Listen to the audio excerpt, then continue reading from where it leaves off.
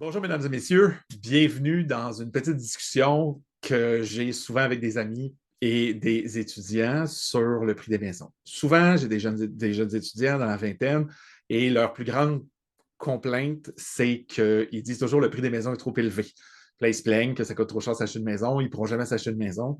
Puis souvent, ce qu'ils vont dire, c'est le prix des maisons est trop élevé. Puis à chaque fois qu'ils disent ça, je les regarde et je dis arrêtez, ce que vous dites, c'est pas vrai. Dans le fond, si vous voulez être clair, précis et sûr, vous devez dire le prix des maisons est trop élevé pour vous. Parce qu'il y a des gens qui en achètent des maisons.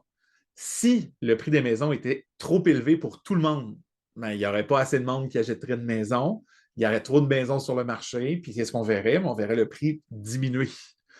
On ne voit pas le prix diminuer, le prix continue à augmenter, ce qui est clairement la preuve que le prix des maisons est trop cher pour certains, mais il y a des gens qui sont capables de s'en acheter, eux autres aussi des maisons. Donc, la prochaine fois que vous allez vous plaindre du prix des maisons, s'il vous plaît, utilisez le prix des maisons est trop cher pour moi. Parce que c'est pas vrai qu'il est trop cher pour tout le monde, parce qu'il y a quand même du monde qui en achète.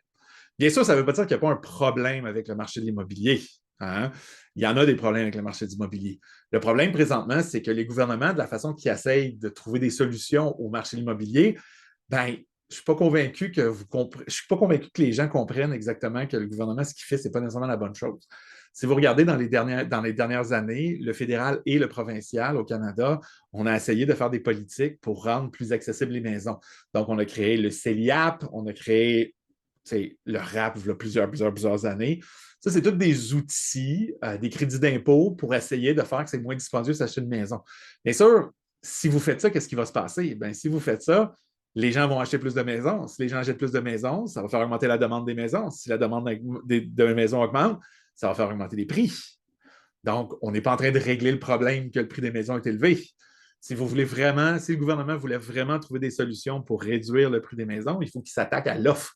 Il faut faire une augmentation de l'offre de maisons. Il faut qu'il y ait plus de maisons disponibles sur le marché, puis la concurrence va faire pousser les prix à la baisse ou ralentir l'augmentation. Puis ça, ben, ça prend des politiques pour augmenter la construction. Je lisais un article dans la presse hier ou avant-hier qui disait qu'il y a un manque à gagner de 380 000 maisons/appartements logis au Québec.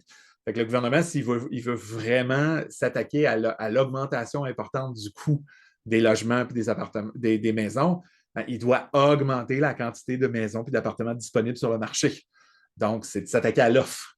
Quand le gouvernement s'attaque à la demande, c'est une façon facile de faire plaisir aux gens pour avoir des votes de plus. Il faut toujours faire attention quand le gouvernement fait des choses. On se revoit dans la prochaine vidéo.